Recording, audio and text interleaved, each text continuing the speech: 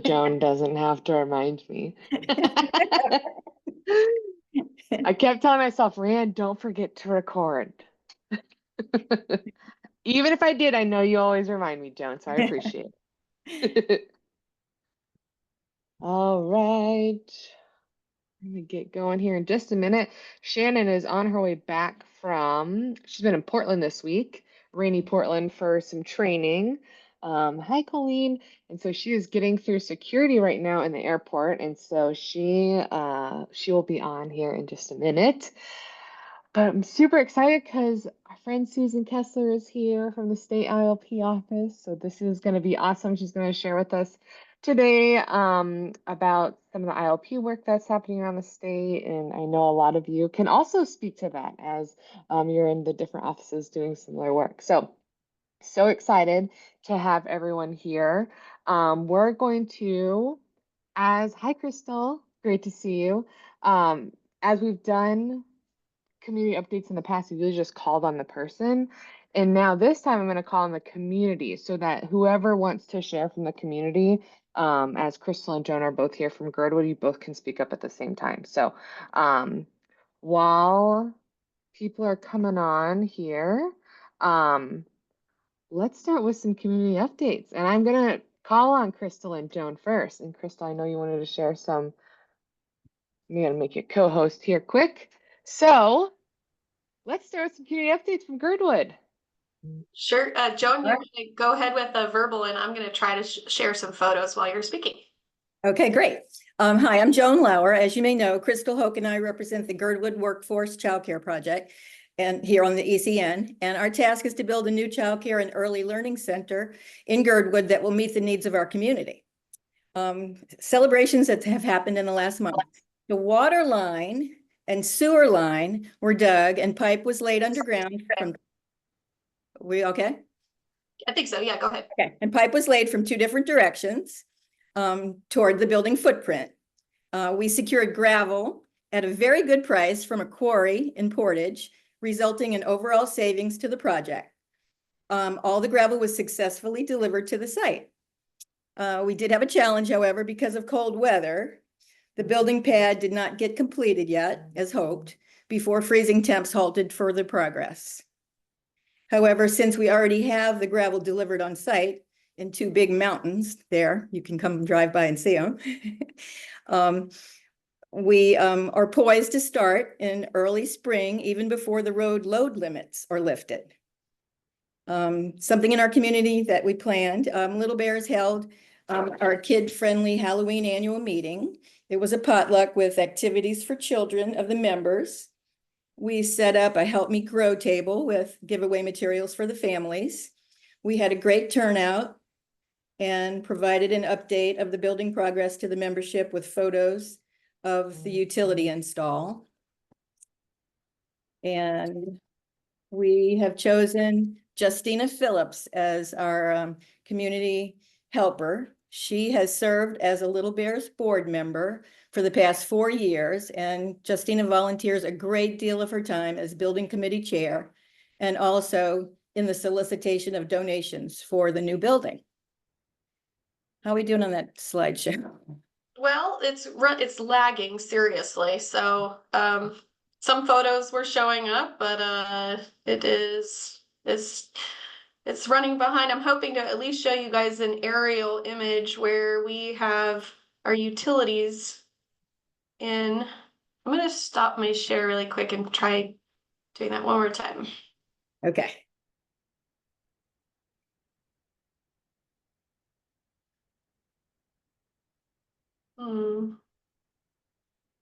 Just really slow.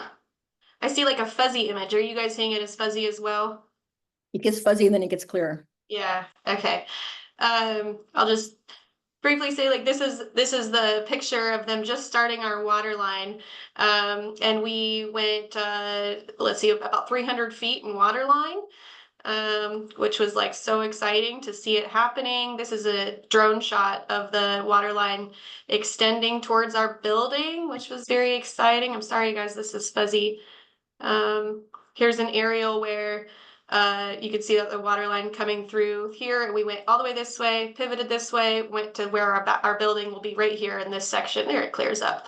So where we've cleared here is where our building's going to be, and then we ran our sewer line all the way down here to past where this picture actually shows. This is our civil contractor on site, ripping up anything in our way for our sewer line.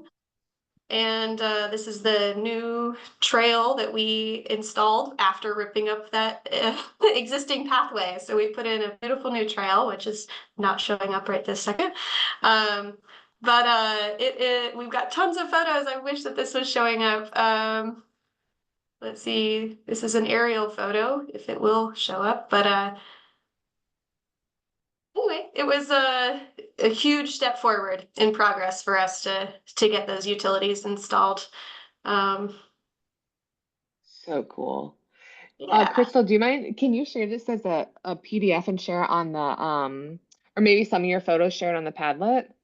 Yes. That would be good. Yeah. That would be awesome. Then we can all kind of take a look at them later. This is always an anticipation of how is Little Bears going? How's everything going down there? So this is super exciting. Lots of great movement.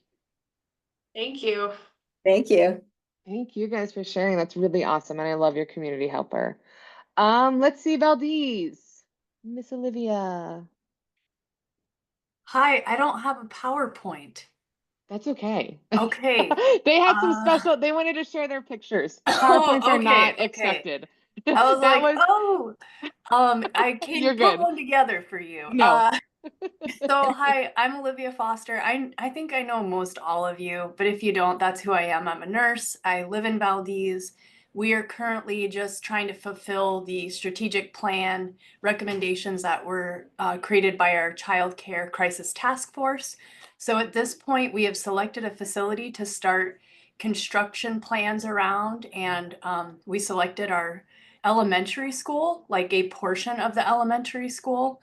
I don't know, I think most of us are seeing a lot of out-migration across the state, so we've seen our school numbers start to diminish.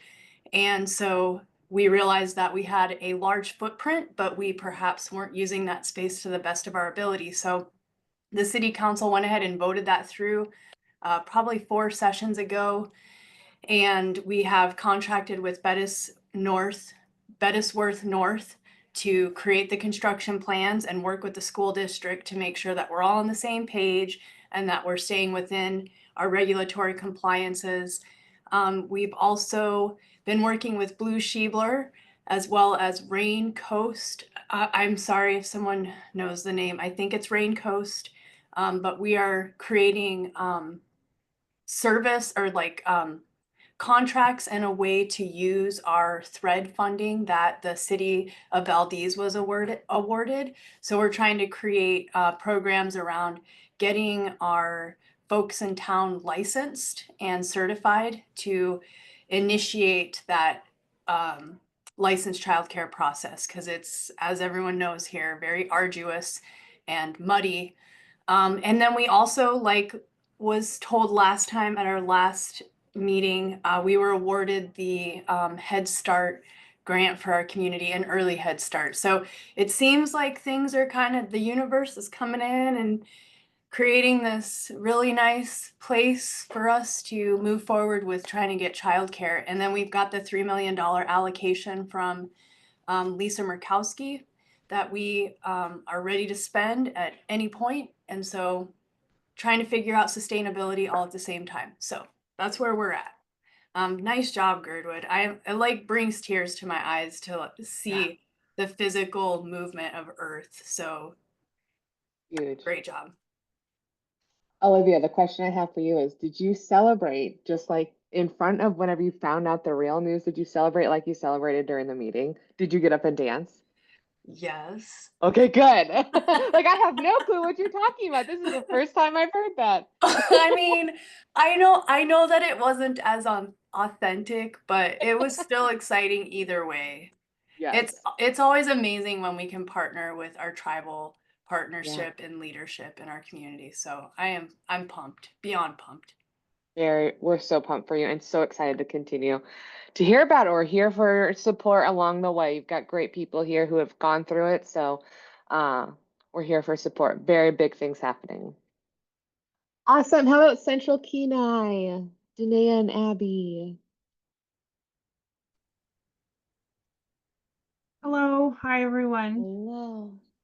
Those are two tough acts to follow. We don't have a massive funding announcement here, but we do have a lot of progress and work happening. So we are really close to finalizing, like officially creating goals and strategies, some measurable outcomes for our work with SAFER.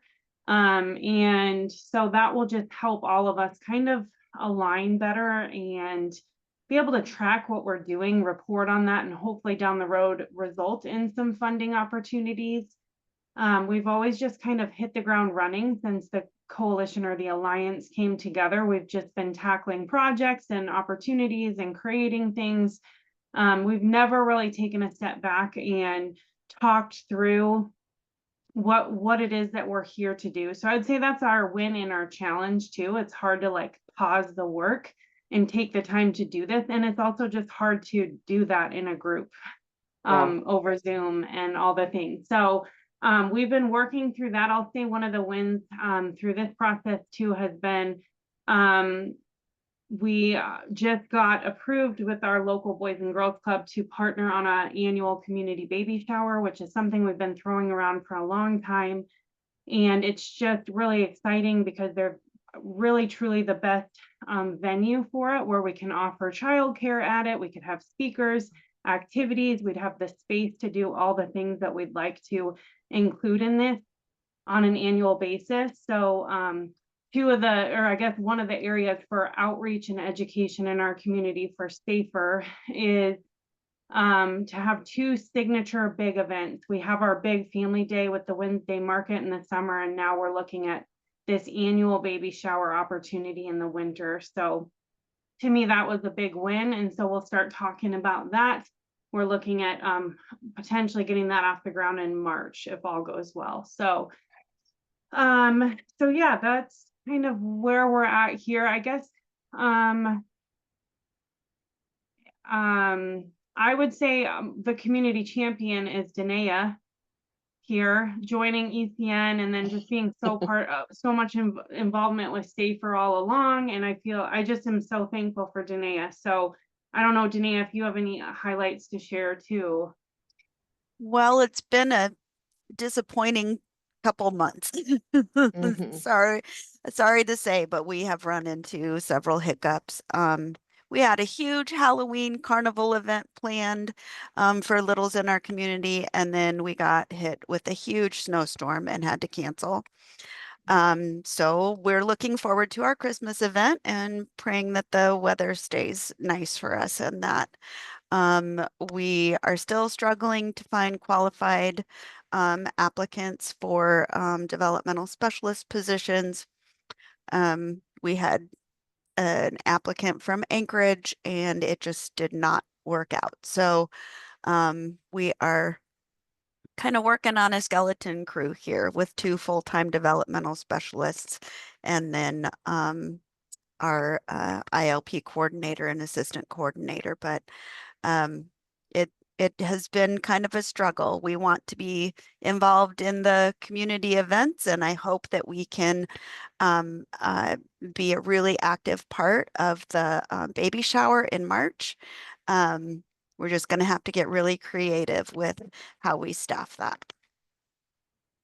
For sure. Oh boy, that snowstorm was a doozy on Halloween. Here in South Central, we did not get hit as hard as you all, but oh, what a bummer for the party cancellation. I'm so sorry. But fingers crossed. The next one, right? There's another party to be had. All right, thank you, Abby and Danae. And Danae, I hope you feel that appreciation from Abby. You really are a community champion and a community helper. Yeah, we And do people have feel it. we did have just a little celebration, I guess. Rachel, the other developmental specialist here, and I attended the Positive Indigenous Parenting training, which was just such a powerful experience for both of us. I just felt very honored to have a seat at that table. And so we're looking forward to bringing that to our community and partnering with our Native corporations here for that. Oh, that's amazing. Awesome. Thank you for sharing that. Mhm. All right, Seward. I saw Casey here.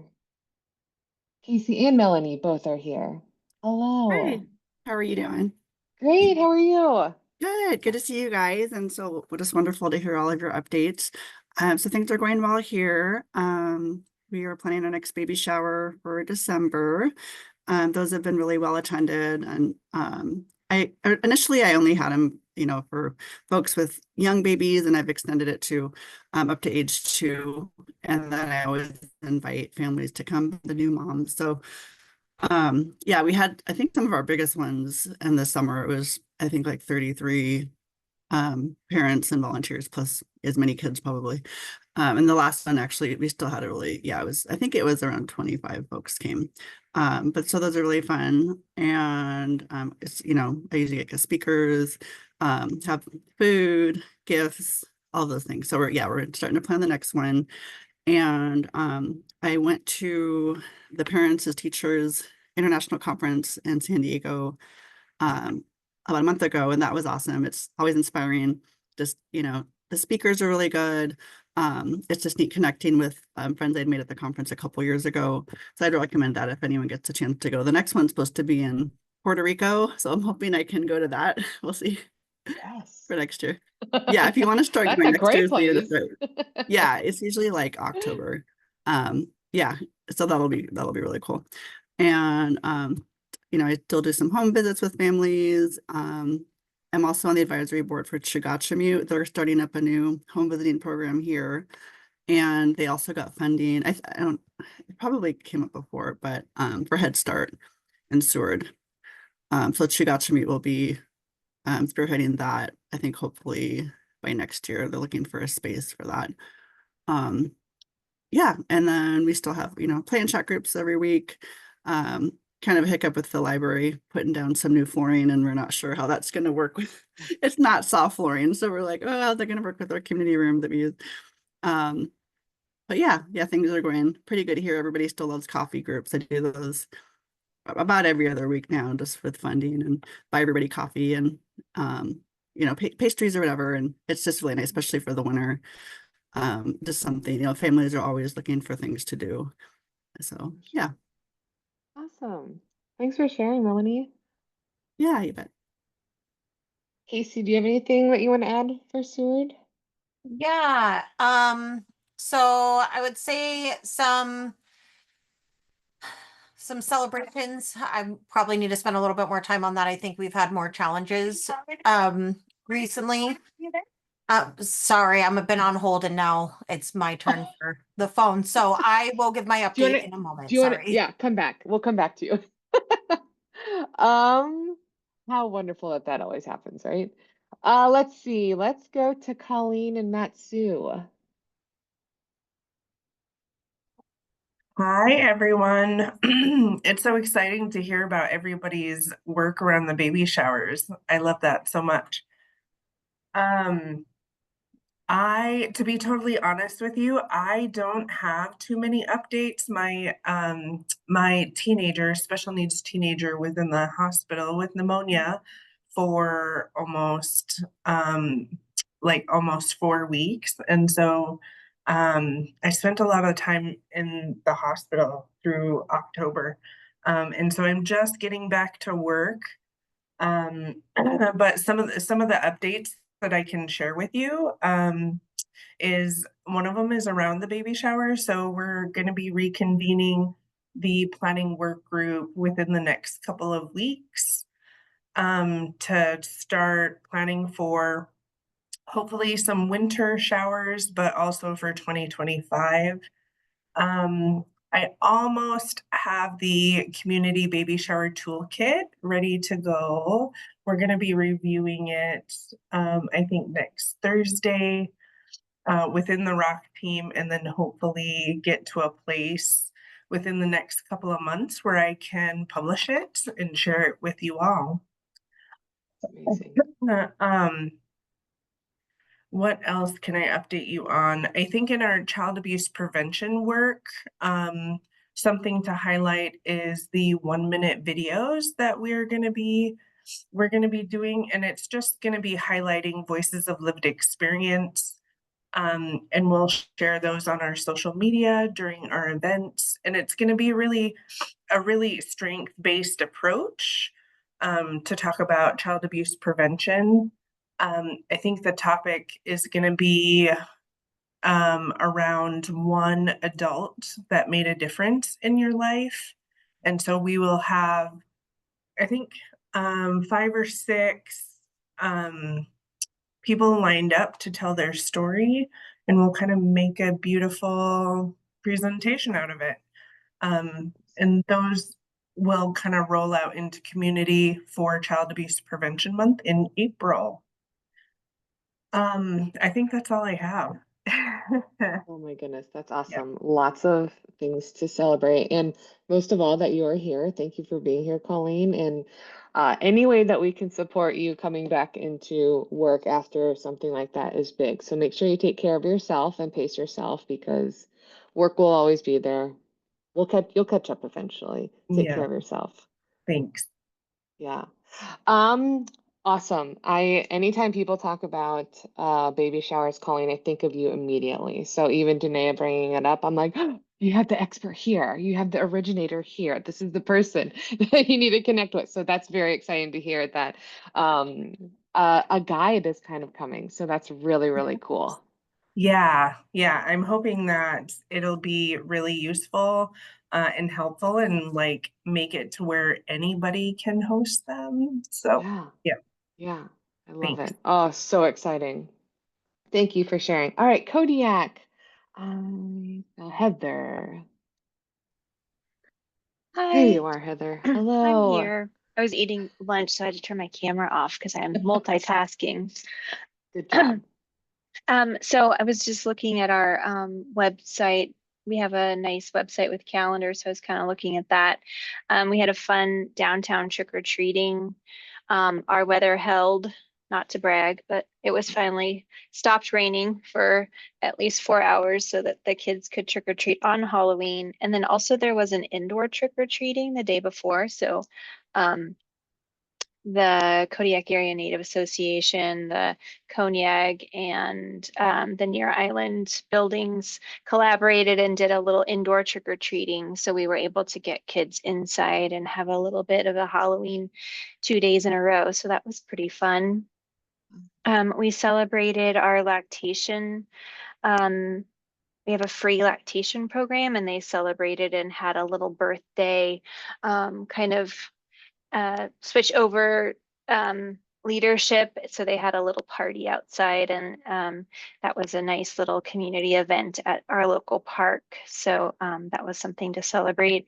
And we continue to have a lot of various play groups and story times, which is good and bad because feels like there's maybe a few too many, and then other programs don't get any attendees, but then we shouldn't complain because we have a lot of options. So uh, so yeah, so there's a couple story times that collaborate and connect with elders. So that's always nice to have an elder story time. So an elder is invited, and they do read a book together with the children of Kodiak, and that's free with the library. So it's always a good thing. And we're also there is a mom in our community who has started a parent group, which we're really excited about.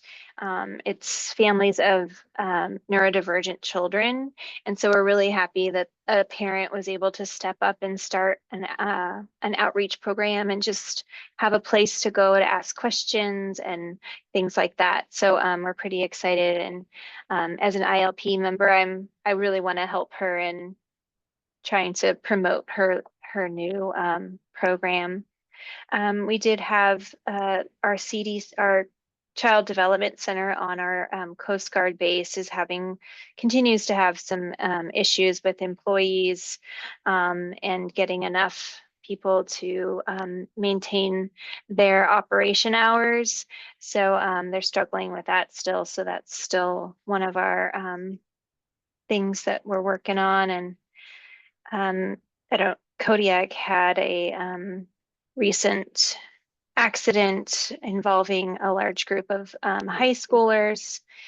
And so that's kind of been a little bit of a heartache in our community. So working through that, but I just wanted to give a little, you said on your questionnaire, like who would you shout out to as a community helper? And I don't have one specific, but you know, when accidents and tragedies happen like that, the school district really stepped up and, you know, offered some assistance and outreach to those kiddos who were affected, high schoolers, and also just the community of Kodiak, the families instantly started, you know, gathering funds for families who are in need and making sure that people were taken care of. So the town of Kodiak really does pull together in the face of accidents and tragedies. So shout out to the whole town, I guess. Yeah.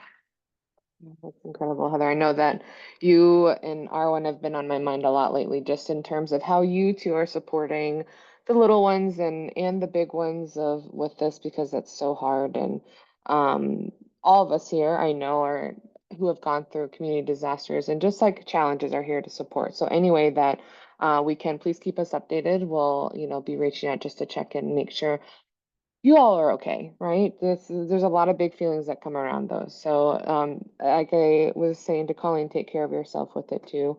You are an important piece of those community helpers as well. So, thank you for doing all that you do there and supporting.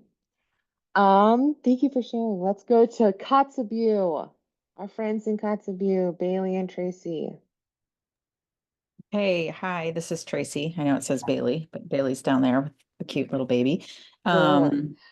So yeah, we've been you know, it's been kind of wild. We had a flood, you know, like we never have floods like that. So we had a lot of families that had to get evacuated to the gym. So the Family Support Coalition Diaper Bank came in very handy because a lot of people left home quickly. And when the water kept coming up and the sewers stopped working and all of that stuff happened. And so we, you know, ELF and the Family Support Coalition both spent some time, you know, being there for our families and supporting the people that spent a long, noisy night in the gym because, you know, little kids were not like, oh, let's go to bed. They were like, whoa, we're in the gym. So that was a big event.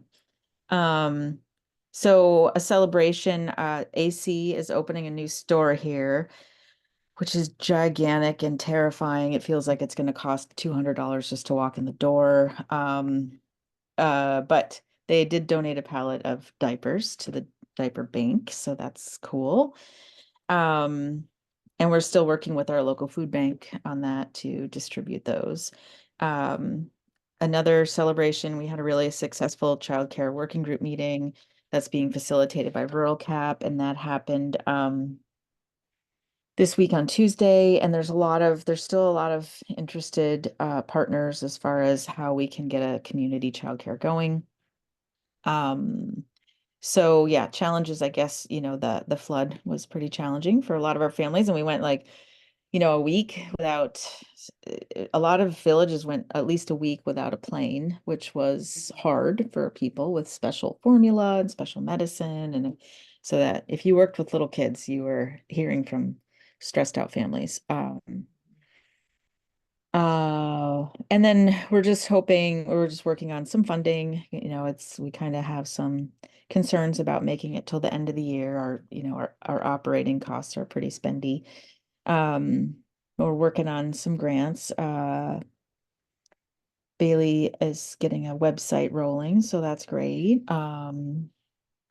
Our community, we have someone, the Early Learning and Family Program is working on a couple interested people to start the Saturday playgroups again. So we do a little contract for that. And that's great because we launch a lot of things off that, but we need someone to run it on a weekly basis. So we have some interest there. And then the childcare, yeah, the childcare working group is a big deal. It's a big step. It's the most action anything's happened towards childcare.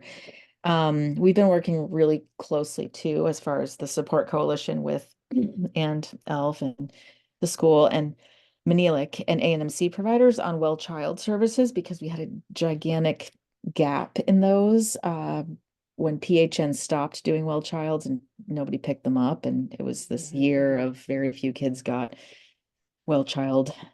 So we have just this amazing collaboration, which is great. And you know, Manelik's really stepped up there as far as we have some really good providers and we have a great administrator who like, he can just crank out data. If you're like, I need a number for this, and he'll get it, you know, to anyone in the coalition that asks. So, that's been a really great, step up for Manelik to be really community minded and really focusing on kids. So, yeah, and childcare is going along. And anything else, Bailey, that you can think of? No. Yeah. All right, Awesome. thank you. Can I ask, Good to how see are you. things now? Have the waters receded? Are things like getting Yeah, cleaned the up? water's receded and, you know, like kind of as typical, it was like in the mid 30s and 40s and then it flooded and then by like, I don't know, 12 hours later, it was 20 degrees, you know, so everything started Yeah. freezing. So there was like, Oh, there was a lot of like prying half frozen stuff off the ground and yeah, and a lot of houses have very wet insulation and things that nothing, you know, can't get fixed until next year. So there's a lot yeah. of people that are going to have to kind of just get through the winter with whatever they had. And then you have to take care of that like right away because then you're dealing with mold and all that Mold. kind of stuff. Yeah. So otherwise, yeah, the runway opened, it was closed, you know, Good. for a while. And so that opened and things are kind of back to normal, but I think the number was 45 homes got uh some kind of damage. So that's a lot for here. So That is a lot. Yeah. Yeah. Well, I know when we checked in, you were saying I was up all night in the high school gym. So I want to acknowledge that you yeah. yourself are a community helper. And so I will give that shout out to you because that was a lot. When there was crisis, you responded quickly. So thank you for being there and for providing all the help around the chaos because I can't imagine what that was like. So thank you though for sharing the great update. Let's see. Red and Homer. I'm gonna keep this short and sweet, because we're all doing such amazing things. We have a lot of great movement for our out of school time programming. That's what the Resilience Coalition here is working on.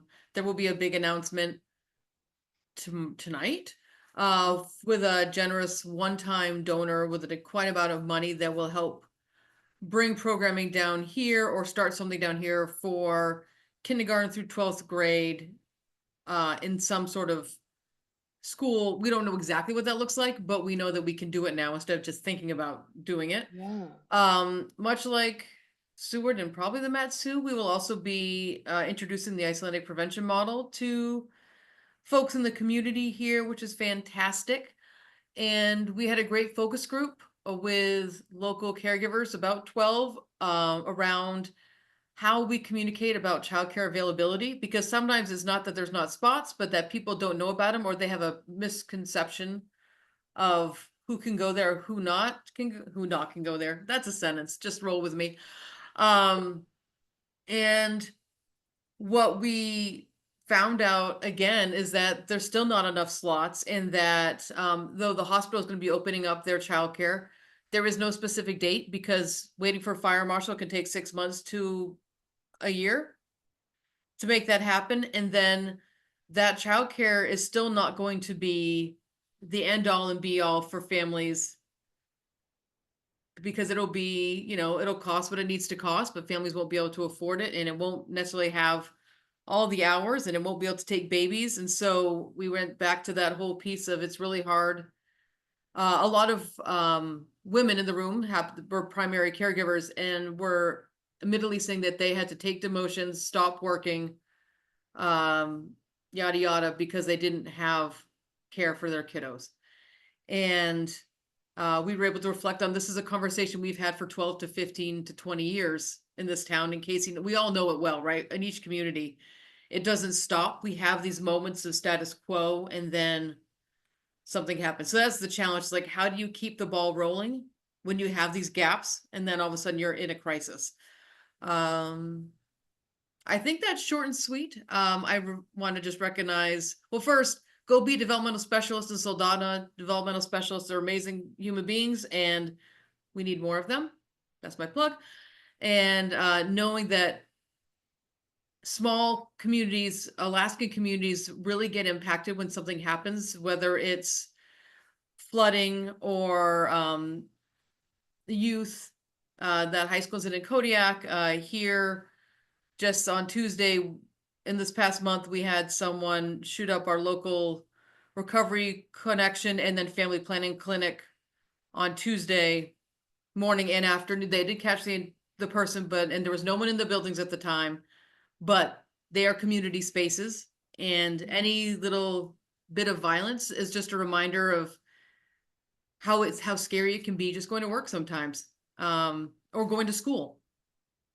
So just knowing that all of us are community minded advocates, and we'll be there for every family. So yay, go team. That was it kind of seemed disjointed, the yay, but we're all champions. That's my thing.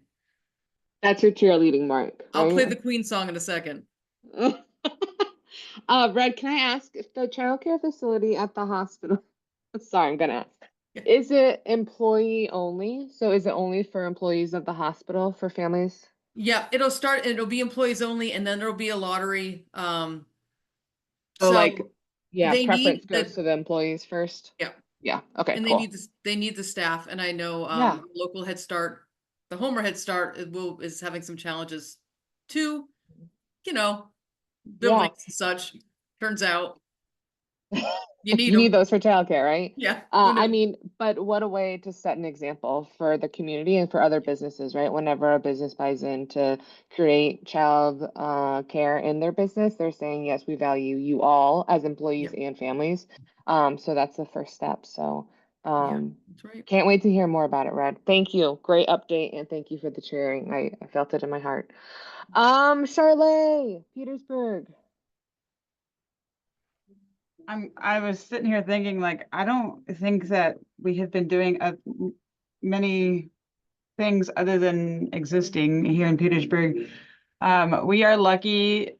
We are very blessed to have many different options here in Petersburg, and it breaks my heart that other communities don't have as many options for childcare, for Head Start, for preschool. We have it all. So my needs are definitely not even a candle to your guys' needs.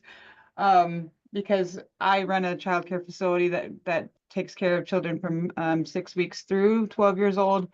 There's another childcare facility in town.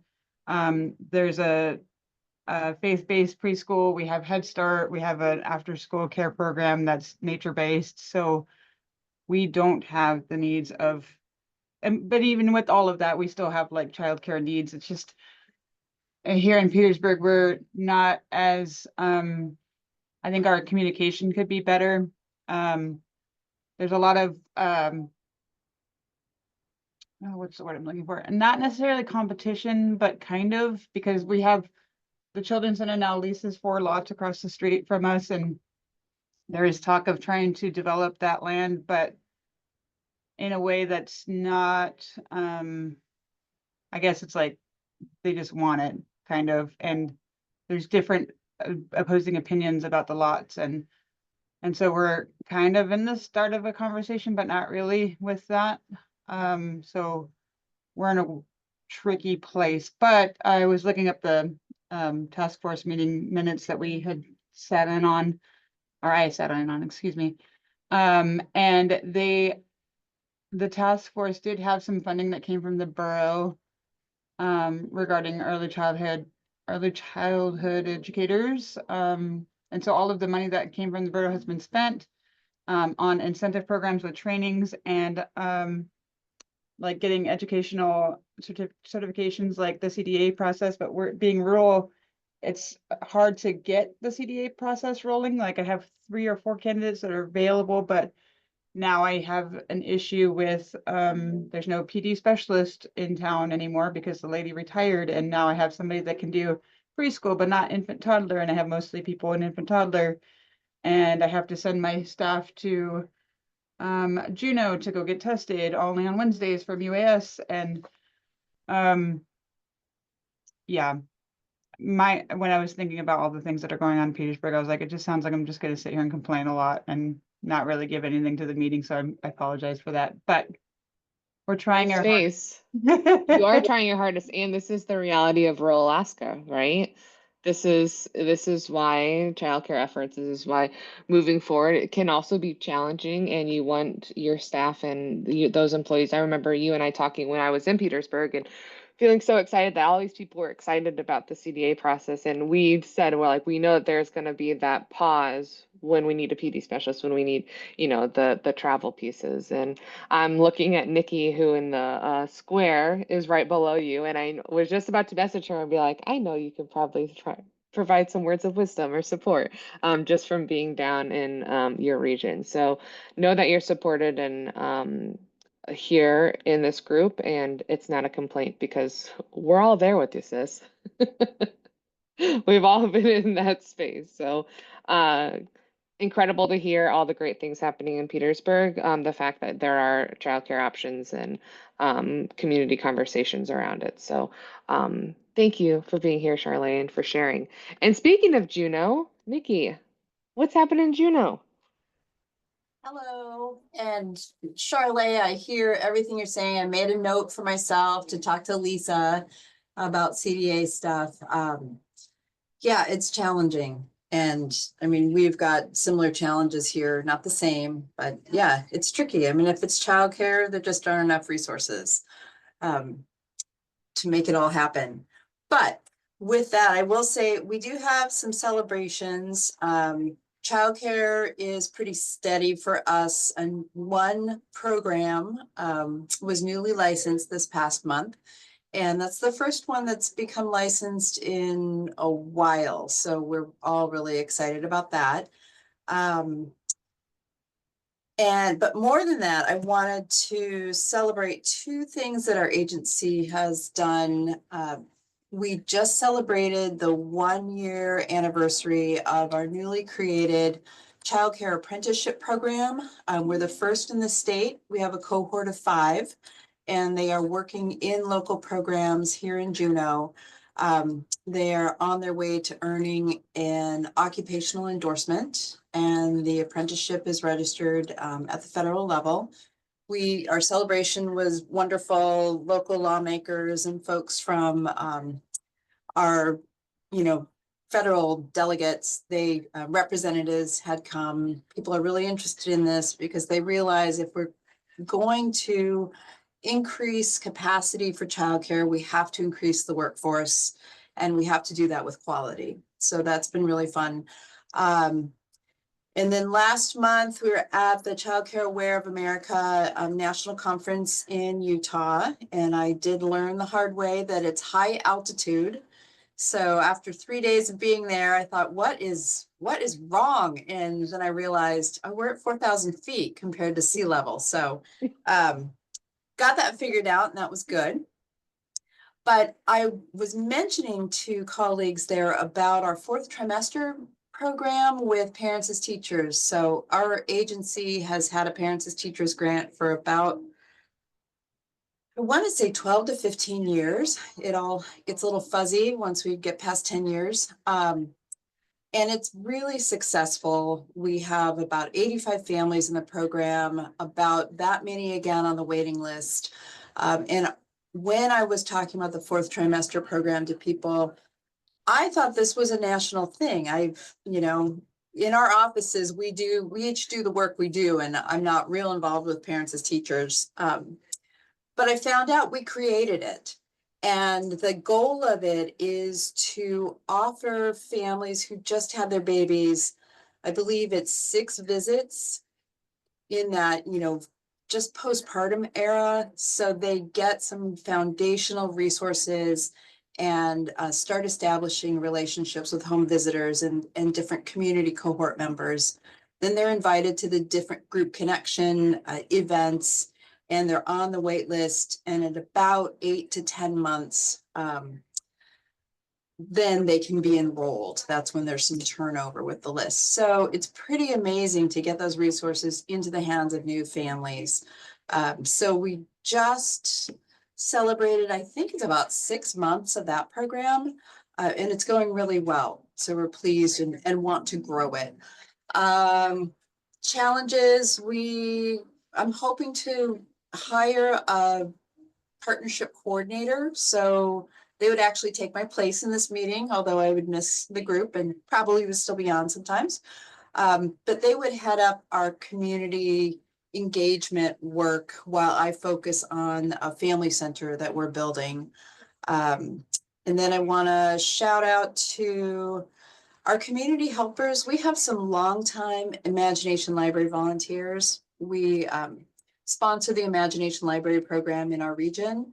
And I think there are about 1,500 children enrolled. And we've got this group of ladies and nurses across the region that help make it go.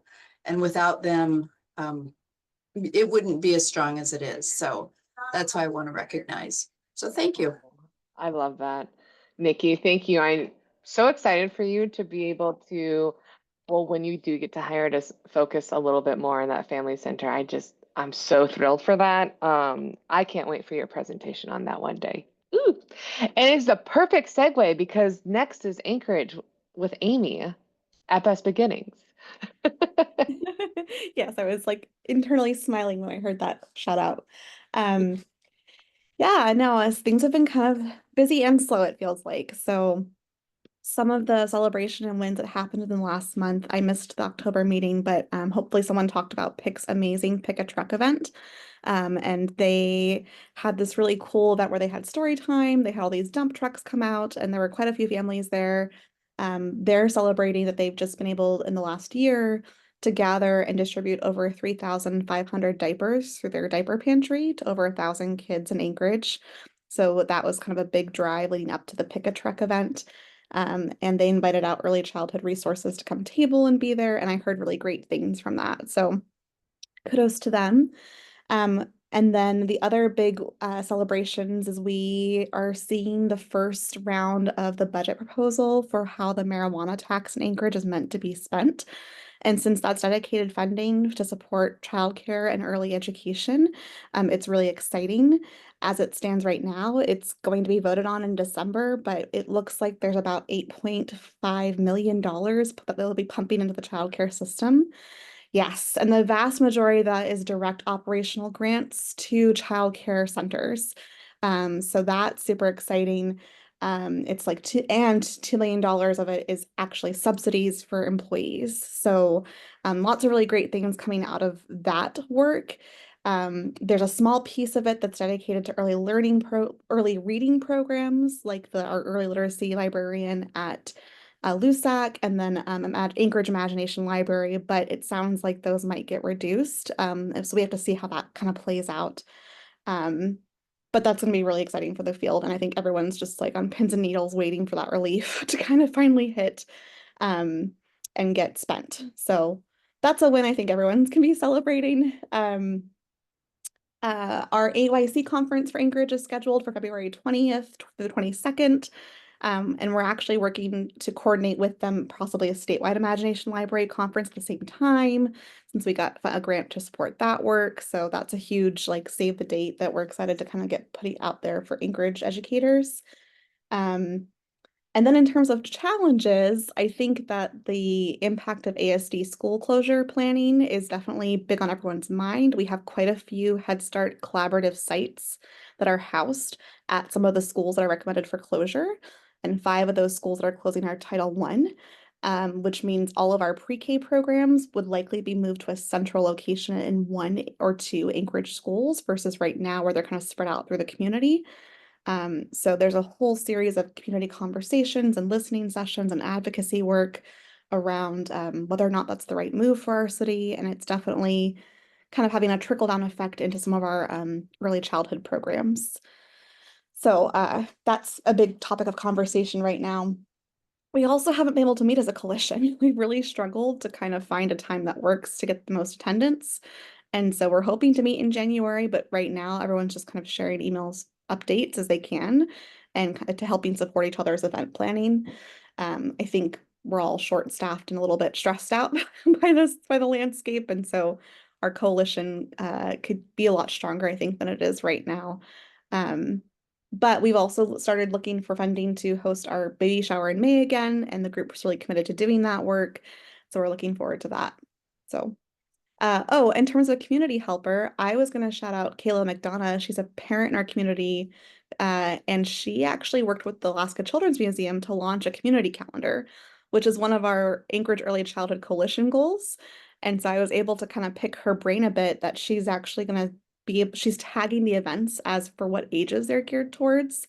So we're going to start helping encourage our coalition members to submit their events to the centrally located calendar. So our community actually has a place where they can go to find out what's going on for children in our age category, which is super exciting. We used to have one of those like, gosh, 7, 8 years ago.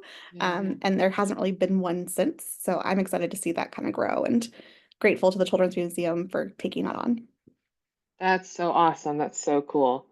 I love that. I used to work with Kayla Madonna when she was an AmeriCorps volunteer so long ago. So I That's so love hearing that awesome. she's making good impacts. So she was really amazing. So thank you so much, Amy. I think we have one last one. Tracy, do you have an update? And then we're going to turn it over to Susan for the rest of the time. Hello everyone. I will just keep it super short and sweet as far as big major updates at Thread. Nothing really large other than check out our website for all of our Super Saturdays series, our Extra Tough Educator series that we're pushing out. I believe our next one is in February. We just did one in Anchorage. But also I don't know if anybody besides Susan is on here from Fairbanks, but the borough used to house or facilitate the Early Childhood Coalition here in Fairbanks. And that was kind of on the chopping block for a while and was kind of not able to be saved. So it has sunsetted, but alas, the public health facility here in Fairbanks has started back up the Fairbanks family friendly partnership. So that just had they just had their kickoff meeting yesterday, and I was able to attend that, and boy, it felt so good to just reconnect with all of the different agencies within the community of Fairbanks, and to see everybody at the same table again. Part of one of the big projects I was just a part of here at Thread was a Bridging the Gap project, which is an bridging the gap between economic development impact strategies and childcare. And our Fairbanks Economic Development Group was at the meeting too. So I was able to connect those dots. So it's lots of just really exciting energy. And all of you too, all of your updates were fantastic. So reach out if you have any questions, but I will let you move on to the next thing. Thank you. That's so awesome, Tracy. That makes me think that we should connect with somebody over there about also joining the ECN. Another Fairbanks community member would be awesome. So yeah, there were a couple folks there from Thrive Alaska. So cool.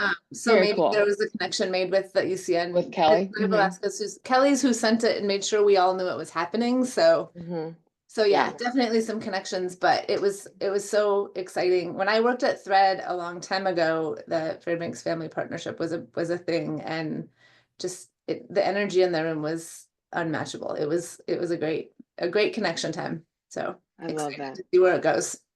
Very cool. Well, thank you for sharing that, Tracy. Thank you, everyone. Oh, what a beautiful update.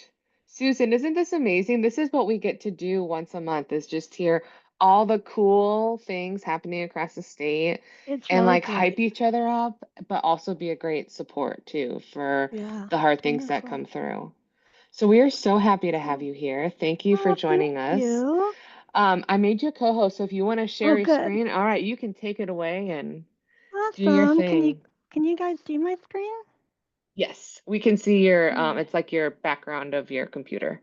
Oh, let's see, wrong The screen. other one probably. Let's see. I thought I was picking my PowerPoint slides, but I'll just try it the old-fashioned way here. How about that? Does that look better? There Me it seeing is. a Looks baby? great. Yes. Okay, way more fun than, although I have to say, I fairly recently cleaned off the desktop of my computer, so it wasn't too embarrassing, I guess. Well, thanks for letting me sit in and listen to all your updates. And there's actually quite a few familiar names from around the state, and that's really fun to see. And definitely familiar agencies if I don't know you by name. So lots of good partnerships and especially Tracy, I have to give you a shout out because so happy to see your face. It's been forever, even though we're here in Fairbanks. And so, anyway, I'm Susan Kessler. I do live here in Fairbanks, and I am the unit manager for the Early Intervention Infant Program System statewide. I spent about 25 years running our local infant learning program here in Fairbanks. So, kind of switched roles around a little bit. Um, and yeah, I'm just going to kind of give you an overview, and we can definitely be conversational if you have questions or thoughts about ILP and your community, things like that. I think we'll have plenty of time to kind of chat. So probably most of you know a lot of the information I have in this presentation. So I'm not going to take a ton of time, but if there are things you don't know or you want me to talk more about, please just totally interrupt me. So this is we are part of the state and we're housed in Senior and Disabilities Services. We've moved around a lot over the years. This is our small but mighty team. Pam Kellish on the left here, she's our state Part C coordinator, we call her. So she's kind of our official representative to the federal government, and she works for us part-time. We share her with some other programs. And then there's myself, Carissa and Sam are both technical assistants who provide support and guidance to the 15 infant learning programs that we have around the state right now. And then Andrea Thumler, she is our professional development coordinator, and she works on training and things like that. So we're just a kind of a little group. Oops. So, oh, I went really far. So, what is early intervention? And I think one of the things that confuses people is that we have a lot of different names. So, we're called early intervention, we're called early intervention / infant learning program, we're called ILP. Is Tracy Schaefer still on? Her program is called ALF. Heather, I don't know if you guys go by ILP or another name. You do go by ILP. We like that. But there's family infant toddler program. So in your community, it may be called something else, but we do have services available for families in every single community in the state, no matter how small. So if you ever hear something different, let me know, because we should be in every community. The reason we also go by the name Part C program, and that is because we fall under the Individuals with Disabilities Education Act, which is the same as special education. We are Part C of that act, and so they call us Part C, and they call the schools Part B. So we have a lot of kind of really overbearing laws and rules and regulations and reporting. And there are a lot of strings attached to our small little bit of money that we get federally. Only about 20% of our funding is federal. The main services that we provide, it really just depends on what each child needs, but the main services we provide are special instruction, which can be provided by, you heard out in Soldotna, they're looking for developmental specialists. So those are known as early intervention specialists, developmental therapists. Those are all providing special instructions. We have OT, PT, and speech therapists. We have people who provide special instruction who have training as like a teacher of the deaf or teacher of the visually impaired. So we have not a lot, but a few of those around the state. And we're getting more and more social workers coming into our system as well. So those are kind of the main actually services that we provide. Um, we really are focused as a program and a system at supporting families and being their child's first teacher.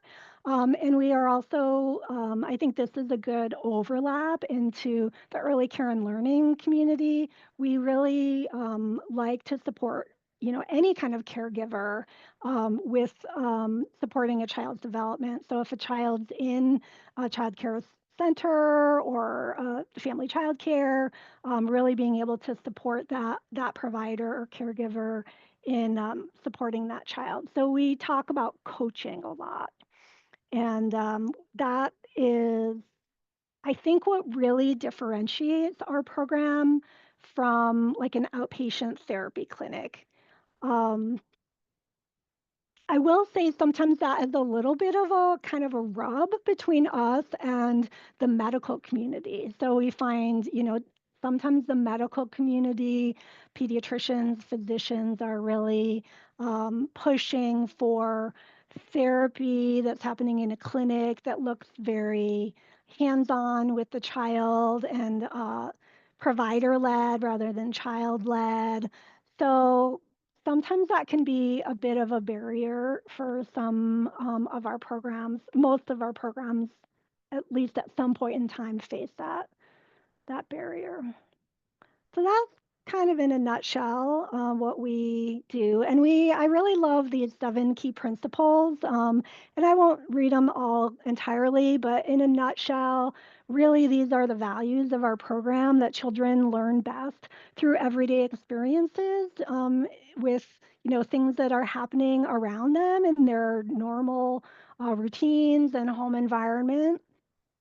And we really believe that each and every family does have the ability to support their child. And so it's really pro family. And sometimes some families need more support than others. And then, that's what we really try our best to give that to them.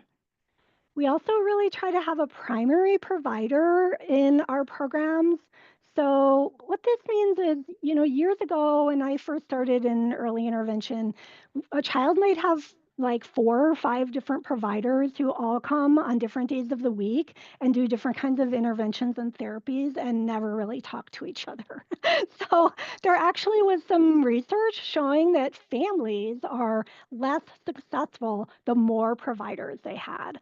So that's not good. So we've really started to build this model where there's one key provider who sort of rallies the whole team, and the families may have other team members who they meet and they have services with, but we're really trying to make sure that everybody is really working very closely together and that the parent knows who their one special person is to call when they need anything. So that can look different in different communities, I would say. Some communities are farther down that path than others. We also do have when children are enrolled in our program, we develop a plan for their services called the Individualized Family Service Plan. And we really believe that the goals and outcomes in that plan should be functional and they really should be chosen based on the family rather than being things like stacking 10 blocks or we always joke about stairs to nowhere. Like if you go into a therapy clinic, sometimes you'll see a set of stairs and it's just stairs and it doesn't go anywhere. And like, that's not very motivating for kids. It's not very functional. So we really like, if we want to practice stairs, go find some stairs in that child's community to practice on. Yeah, and so a lot about teaming, really working together as a team. And then we also really try to utilize evidence-based practices in our program as well. And that can be a little tricky in early intervention. So it may be just an evidence-based strategy for how to help a child with a particular concern. But all of these things taken together really kind of are an evidence-based practice. So that's kind of how we operate. I don't know why I keep double clicking, sorry. There are 3 ways for children to be eligible for services in our state. They can have, and the easiest way in is when children have a diagnosed disability, and we have a big list of disabilities that create automatic eligibility for a child. Things like Down syndrome, FASD, autism, certain levels of hearing or vision impairment, things like that. And that is something we're actually really analyzing right now is what are the diagnoses on our list? Do we need to change them? How are they working for our state? So that's something we're in the process of reviewing and kind of updating right now. Probably the main way children are eligible for our program is to have a 50% delay in any one area of development. So that can be different in different communities. There are some communities who have separate outside funding to provide services for children with delays less than 50%. But there's sort of a separation. It's kind of confusing sometimes. It's the same program, but different funding. So that's the main way children are eligible. And I'll just point out that with that definition of a 50% delay, that puts us in like the top 3 states that have the most restrictive eligibility definition for infant learning program. You have to have a pretty significant developmental concern to meet 50% delay. And then the last way to be eligible is if a child has a significant delay, but it's something that can't really be measured as a delay. So they have a significant developmental concern, but you can't really measure it very, very well. So it might be things like how they self-regulate, or maybe they have differences in their muscle tone, or just things that are like hard to really put your finger on and show in an evaluation as a delay. So then our teams can go through a process of sort of pulling together a lot of different information in order to make a child what we call informed clinical opinion eligible. So these are, I'm going to come back to the percent delay if we have time at the end here. Doing okay. These are our providers around the state. Providers, most of them have been providers for a really long time. It is a really kind of complicated program to oversee. And so our providers have kind of gotten smaller and smaller. I think when I started with the state, we had 21, and now we have 15. But we really are, trying to continue to support some of the smaller programs in more rural regions of the state. So that's them. Mostly nonprofits, but a few native hospitals as well. One school district. And this is just what you would find if you went on our website and you wanted to figure out who the provider is in your community. We have this cool map, and it is not live here, but you can click on any of these little dots, and it'll pull up the name of the program that serves your region. There's also a bunch of other information on that website. Let me just pull it over here if I can. There's a lot of information on the website. So like if I click here, it'll pull up Norton Sound Health Corporation, serves Wales. But you can also find just a list of all of our providers as well through here. So here's a little list over here. So the website's really the best way to figure out who your people are. So that's that. This we already kind of talked about, but it is interesting just to see who is primarily providing services. You can see those really hard to find developmental specialists are about half of our workforce. And so we're constantly like trying to figure out ways to help folks in our state meet the kind of qualifications that are required by the feds as well as Medicaid for being a developmental specialist in our state. And that's another area that we're really focusing on right now is sort of looking at that system. We do it through the seed registry, which probably a lot of you are familiar with. And we're really looking at how can we make sure we're not missing people who really have great skills to come into our system but aren't quite meeting our qualifications right now. So that's an ongoing project that we're working on. I know this is super hard to read, so I'll kind of walk you through it, but just to let you know what our process looks like in IOP, you know, the family has a concern over here and can be referred by anyone in the community, childcare, medical, family member. We get lots of parents who call themselves. Child protection, we have an automatic referral system for any child under the age of 3 who has a substantiated report of harm gets referred to us eventually. It's not always very timely, but we do get a referral. So we get a referral, we meet with the family. Sometimes we'll do a developmental screening if we're not really sure quite whether a child's going to need a full developmental evaluation. We'll do a developmental evaluation to see if they meet that 50% delay. And then we'll move to an IFSP meeting to talk about the goals the family has for their child and what services they need. And then we provide lots of different services. I know I listed 5 or 6, but there's quite a few others that we can provide as well. And then that cycle just kind of goes around while they're in our program. We review that IFSP, we change things as needed, we update goals. And then when a kiddo is approaching like 30 months, we start really focusing on, oh, wow, they're going to age out when they turn 3. So we take that last 6 months and we do a lot of communicating with our community partners and especially with the local school district special education program. So that's kind of how things flow for us. And that's here.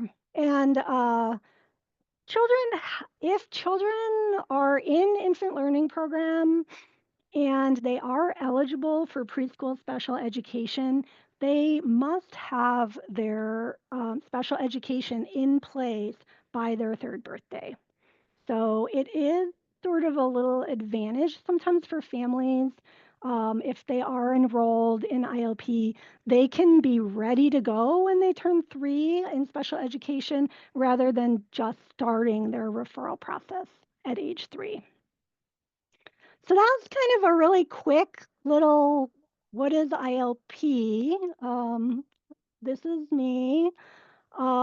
But I'd love to, I guess, just have some time to answer any questions that you might have. If there's any slides you want me to go back to, or questions you have about what you're seeing in your community with ILP, what you might wish for, anything like that.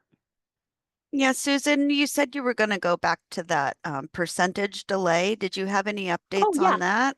I do. Yes, that is a good one. So here, yeah, so some of the things that we're working on at the state, expanding eligibility for infant learning program is a very hot topic right now. So one of the things that is a challenge in ILP right now is that we've had flat funding from the state for more than 10 years.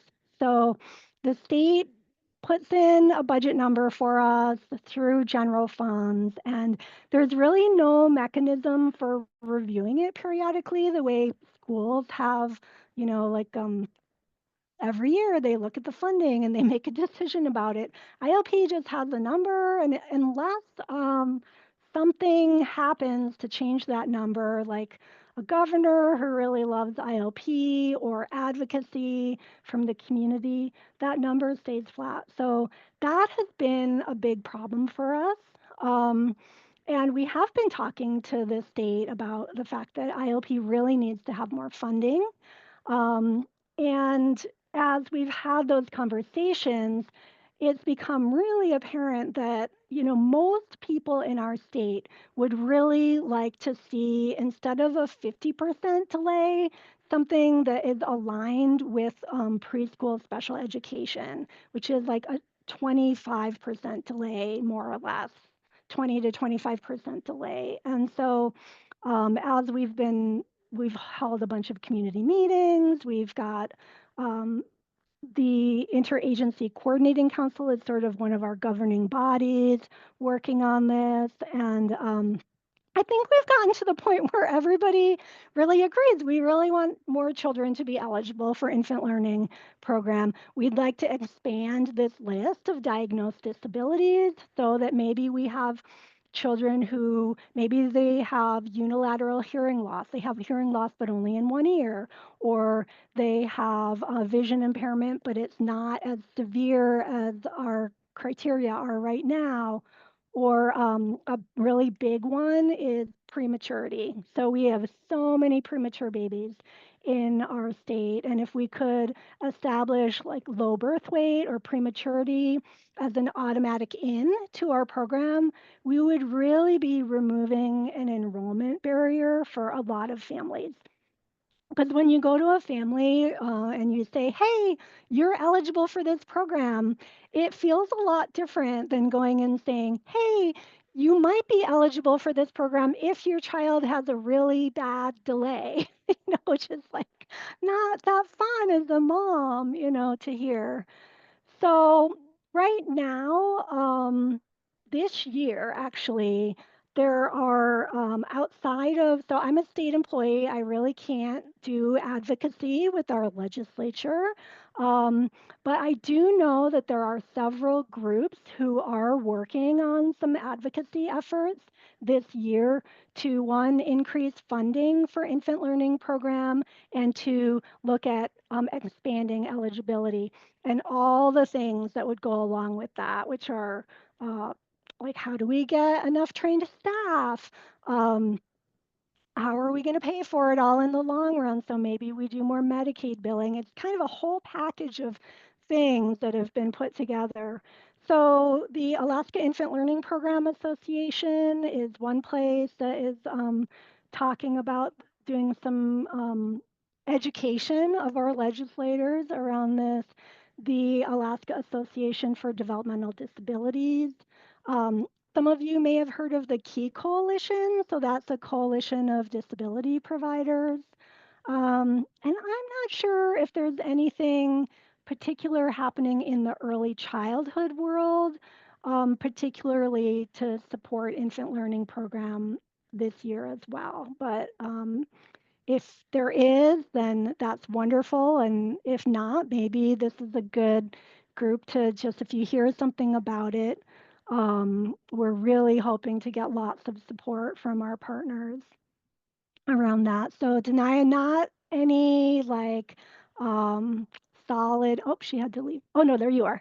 Not anything solid, but we are really more hopeful this year, I would say, than we've been for a while.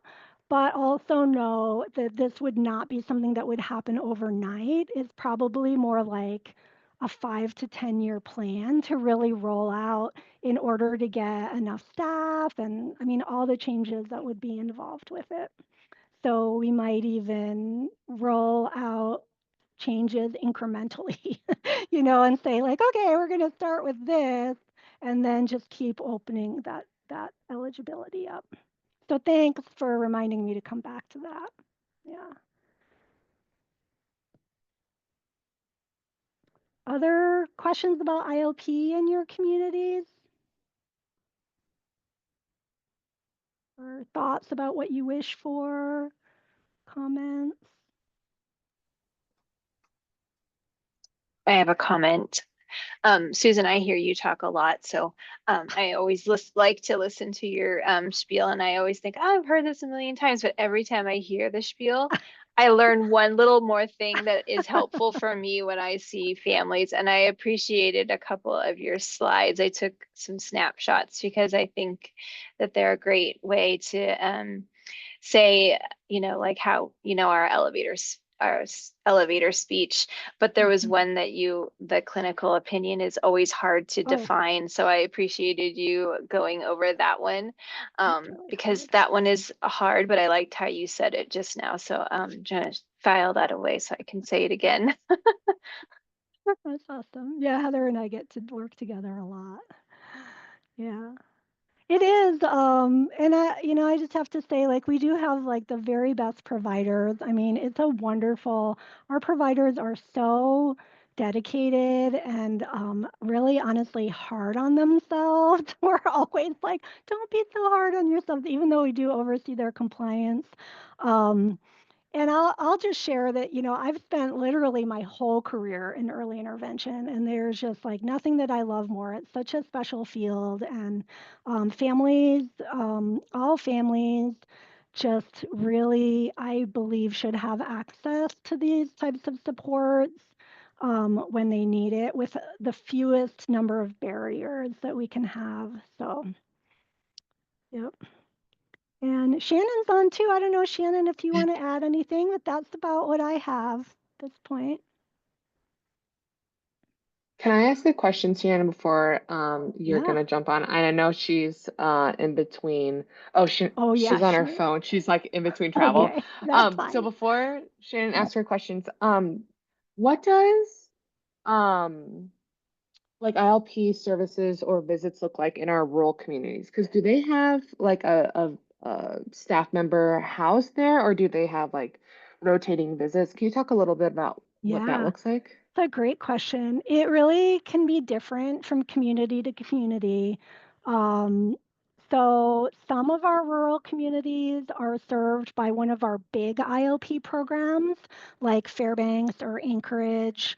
In fact, most of our ILP programs have at least some rural components to their services. So um, but in our kind of more typical, like I think of like our Western villages or in the Southeast, a lot of times there are at least a few staff members in the hub community, what we would call the hub community. So like Nome has a program, um, Dillingham has a program, Bethel has a program. There's a program in Kotzebue. Um, and then those providers from that program travel out to the villages. But we know like travel has maybe quadrupled even in the past 3 years or so. So what's happening more and more, in my view, from my view, is there's less and less village travel happening and more in some regions there's some telehealth where families may either have telehealth in their home or telehealth in their clinic in their village. um, and the other thing that can happen in those rural communities is there may be periodic visits from therapy providers. So maybe there's a developmental specialist in the hub community, but the therapists are only cycling through once a month, every other month, quarterly. And then in some communities, the families are flying to the hub community for their services. And there's a lot of kind of negotiating with families to make sure that we are meeting their needs and it's not burdensome for them.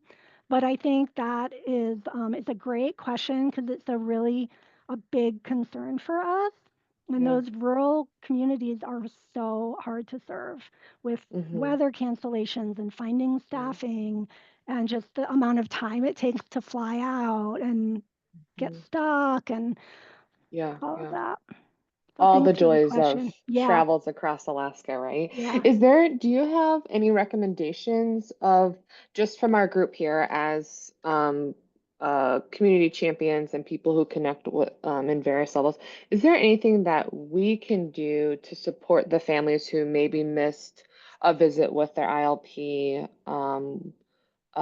person whenever they came and visit? Is there things that we can do to help them feel supported in the interim whenever they're not necessarily there? Absolutely. If you're seeing children regularly and you know that they're receiving ILP services, you guys really should be talking, so Mm. making that connection to your local ILP program to say, hey, we're this home visiting program and like, how can we partner? I know, like, I just know here in Fairbanks, because this is where I worked most of the time, we would have often joint visits with the early Head Start home visitor. And we had actually a special form that we created jointly to say, like, what does Early Head Start have to document? What do we need to document? And how Oh, can we like put both of our notes on there? And a lot of times, the other home visitors may be able to come more often, and you can do like a lot of it's not rocket science. So yeah, really yeah, making sure it's like, oh, well, one of the strategies we're using right now is making sure this kiddo's looking at your face while you're talking, like yeah, that, we're coaching parents. And so that ILP program should be able to coach your providers as well. yeah, And yeah, I perfect. encourage you to reach out if you don't have a partnership and you'd like to. And I'm sure that they would, I'd like to think, and I do believe that they'd all be really happy to meet with you about how you could work Mhm. together more. Awesome. I love that. Thank you, Susan. That actually is really helpful for me too, as I plan the partnership meetings for the Alaska Pediatric Partnership. And just in terms of always having, whenever we go to a community, always having the ILP provider there to make sure that they are getting connected with all the other services. Yeah, Which, as you all know, in your smaller communities probably happens already, but sometimes there's like, we get so siloed in all of our yeah. stuff that we forget, oh, I should have invited Heather to this, right? And so Hmm. making sure that we're always getting ILP to be a part of that, I think is Yeah, a really I important think that's great. um, I was sad piece. to Yeah, see you're going to be out in Dillingham we on that are. Friday. We're going to be there through Thursday. So we're going to Oh miss you no. by a day, or it would have been really Oh. fun to come to the community meeting out there. Yeah, we're actually Yeah. doing, Annie was on earlier. I didn't see her come back. Yes, our next partnership meeting is in Dillingham, and we're going to do a children's fair in Oh, Dillingham. And so WIC, fun. ILP, like the whole, everybody's going to come together. Help Me Girl have a booth. And then on Friday, we'll do our partnership meeting and Oh, maybe have I will some get to see you presentations. then. Yes, yeah. So we'll be there Wonderful. on Thursday. So we Okay, might cross great. each other in the Hmm. airport. Yeah, wonderful. So, Wonderful. thank you so much for this, Susan. Before we start wrapping up, does anybody else have any other questions or I from our ILP folks suggestions? Oh, Amy, go ahead. Yeah. Yeah, I was just going to add, I know that the ILP Association presented to the Alaska Early Childhood Advocacy Group, and we're voting on that recommendation December 2nd. Oh, I'm wonderful. personally crossing my fingers it makes a consent agenda. Um, that expanded eligibility, my youngest kiddo was one of the ones who didn't qualify, meet 50% like Oh, October yeah. 2020. And then by Oh, July 21, he did. And our adult right. specialist actually helped us get to a diagnosis of autism and Right. a rare syndrome and help us find all the services. So it's incredibly valuable to like, and he's doing great. But I think about that lost like 10 That months lost, could yeah, have done, that's so, terrible. And then, I mean, yeah, there's there's a really lot that no needs to be around reason it. for that. Yeah, Yeah. that's actually a great story to share if you're ever in front of a legislator. They Yes. tap into you if you're willing. Yeah. Yeah, If so hopefully AECP adopts it, I will be there in Juneau personally that advocating. is wonderful. Thank Even if you. they Thank you don't, I think so everyone should much. pay attention to that process and Yeah, get involved thank because it was you. up for about last year too and it didn't pass, and that's just Yeah, shameful. So yeah. Yeah, for sure. It would be Yeah. great Thank if you, we thank knew you. when these things are happening so we can jump on those legislative calls and advocate as a group. Yeah.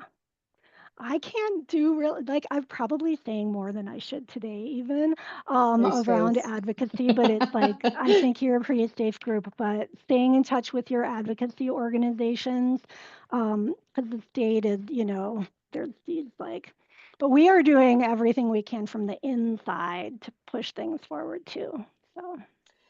So those of you who are part of ILP, right, like Danae and Heather and Tracy, like, can you keep us updated on those things? Like, is that something that we can all join you in? You know, that's one of the things with ECN is thinking about the unified voice. Shannon just said we can put it on the Padlet, but this would be a great place for us to be able to think about those words that we can call our legislators with and advocate for. So Padlet as well as email, call, however we can help, especially as we're going into the season.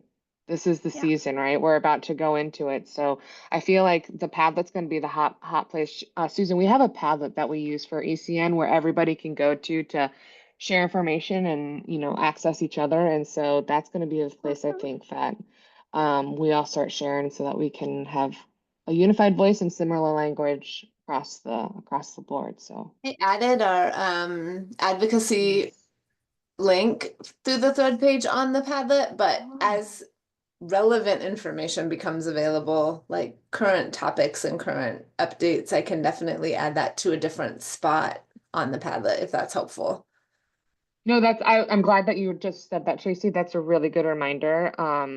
Because yes, I was going to highlight that as well, that you did Okay. just put that up there. So Okay. um Because I think that that's yeah. there and it just always know that it's there, but like new current relevant stuff could be in a different like updated spot. And then we could take that down and replace it with current stuff as it Yeah, happens. for sure. Yeah. Great. Yeah.